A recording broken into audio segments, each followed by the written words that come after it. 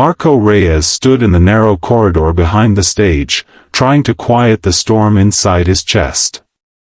The sound of the Irish audience rumbled through the walls like distant thunder, shaking his already trembling hands. He held onto the borrowed guitar as if it were the only solid thing in his world. Its wood was chipped, the neck slightly bent, but to him it felt like home. It had taken 3 neighbors and 1 cousin to patch the strings together before he flew out of Davao City with a cheap ticket and a prayer. He had never left the Philippines before. Ireland felt like another universe: cold air, bright lights, unfamiliar accents, and a stage so big it made him swallow hard every time he looked at it. He closed his eyes and pictured his mother standing at their small doorway back home, the same way she always watched him leave every morning. She had cupped his cheeks the day of his flight and whispered, "Your voice is the only thing we never lost to poverty. Use it well, Anak." Those words echoed now in his head, louder than the audience, louder than his fear. He didn't want to let her down. He couldn't. A staff member with a headset approached him. "Marco Reyes?" she asked, glancing at her clipboard. He nodded, afraid that if he opened his mouth his voice might crack before he even reached the stage. The woman smiled warmly. "You're next. Deep breath, all right? Just be yourself." Be himself. If only she knew how small he felt, how out of place he looked surrounded by polished performers wearing brand new clothes and expensive shoes. He looked at his own worn jeans, his shirt that had been ironed with a borrowed flat iron from their neighbor back home. He swallowed. This wasn't Davao. This wasn't karaoke night outside a sari-sari store. This was Ireland. This was millions watching. The curtains parted slightly, and Marco glimpsed the judges' silhouettes seated behind their glowing panel. One of them leaned forward as if already curious about whoever would walk out next. Marco's stomach tightened. The bright stage lights spilled through the opening, blinding for a moment. The staff member gently touched his shoulder. "Go ahead." Marco took one step. Then another. The warmth of the spotlight hit his face, and the hall suddenly felt massive, rows of people, cameras, judges, screens. Everything swallowed him whole. The crowd quieted as if sensing his trembling spirit. His heartbeat thudded loudly in his ears, but he did not turn back. He lifted his chin, forced his lungs to fill, and clutched the guitar tighter. For the first time since arriving, he let himself believe, maybe this moment was truly his. Marco stepped toward the microphone, and for a moment he felt as if the entire world had shrunk into the small space between his heartbeat and the guitar pressed against his chest. The silence in the arena stretched long and heavy, not hostile but expectant. Like thousands of people were collectively holding their breath, waiting to see what this quiet young man from Davao City would do.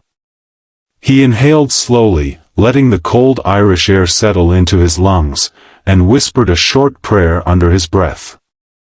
Then, with trembling fingers, he strummed the first chord of "Suspicious Minds."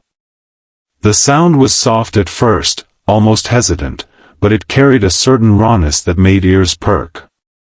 When Marco opened his mouth to sing, the first line came out gritty, shaped by all the nights he sang to distract himself from hunger, from loneliness, from the walls of their small house back home. His voice wavered, but the crack in it was honest, and honesty has a gravity of its own. Slowly, something shifted in the room. A ripple of surprise moved through the judges' table. One judge leaned closer, eyebrows raised, as if trying to understand how such a big sound could come from such a fragile frame. Another judge placed a hand on her chest, feeling the sincerity in the way Marco carried each note, not as a performance but as a confession. With each passing verse, Marco's fear loosened. His voice deepened, steadied, and grew warmer, fuller. The soul of the song seemed to fuse with the memories he carried, his father humming Elvis tunes while fixing an old radio, his friends in Davao teasing him for always choosing old songs, the countless nights he practiced alone because dreams were cheaper than food. All of it flowed out of him now, spilling into the hall like a story without words.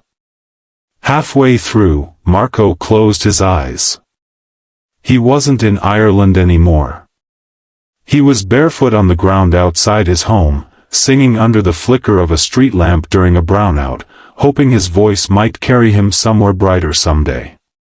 The emotion swelled in him so quickly he almost choked, but instead of breaking him, it pushed his voice higher.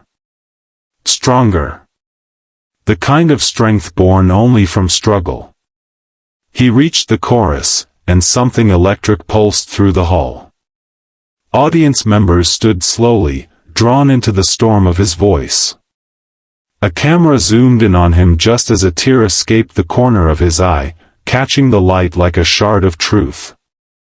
He didn't wipe it. He didn't have to. By the time the final note left his lips, the entire arena had risen to its feet, silent for a split second, then erupting into applause so powerful it echoed through Marco's bones. He exhaled shakily, the guitar buzzing against his body, realizing he had just given away the deepest piece of himself. For a long moment after the final note faded, Marco stood frozen on the stage, staring at the ground as if afraid to look up and see disappointment on the judges' faces. His breath came in short, uneven bursts. He was certain he had shown too much emotion, that his voice had cracked too honestly, that maybe he had ruined everything. The applause still thundered around him, but he couldn't quite believe it belonged to him. His knees trembled under the weight of the moment. Then the first judge slowly rose from her seat. Her hands were shaking as she removed her glasses and wiped her eyes, completely unashamed of the tears streaming down her face. "Marco," she said, her voice breaking before she could finish. She pressed her hand to her heart, trying again. "I don't know where you came from, but I felt every second of your story in that song. You didn't just perform, you lived it. And you made us live it with you." Her voice wavered again, and Marco felt something warm twist painfully in his chest. The second judge, a man known on the show for being stern and unshakable, leaned back in his chair and let out a breath that sounded like surrender. For a moment he simply stared at Marco, his eyes glossy and unfocused, as if still processing what he had just witnessed. When he finally stood, he slammed both palms gently on the desk. "I'll tell you the truth," he said, his voice low and thick with emotion. "I wasn't expecting much when you walked out. But then you opened your mouth, and suddenly I wasn't in this arena anymore. I was somewhere, human. Somewhere painful. And somewhere beautiful." He rubbed his eyes quickly but failed to hide the tears. "You reminded me why we do this show." Marco's throat tightened. His hands wouldn't stop shaking. He gripped his guitar as if it were the only thing keeping him from floating away. The third judge, the toughest critic of them all, sat completely still. The audience grew quiet, waiting. Then, with a slow inhale, he stood up. His voice was soft, almost trembling. "Marco Reyes," he said, calling his name like a recognition earned. "There are singers. There are performers." And then, he pointed directly at Marco, his eyes red. "There are people who walk on this stage and change the air in the room. You changed the air tonight." Before Marco could process his words, the judge slammed the golden buzzer with sudden force. A burst of gold confetti exploded from above, falling like thousands of tiny stars raining down on him. Marco gasped, covering his mouth with both hands. His legs gave out, and he sank to his knees as the confetti settled on his hair, his clothes, his guitar. The audience roared, rising as one, chanting his name over and over as if he belonged to them now. He had never been the center of anything in his life, but tonight, in a country far from home, the poor boy from Davao City had made an entire nation cry. And for the first time, Marco allowed himself to believe he was finally seen.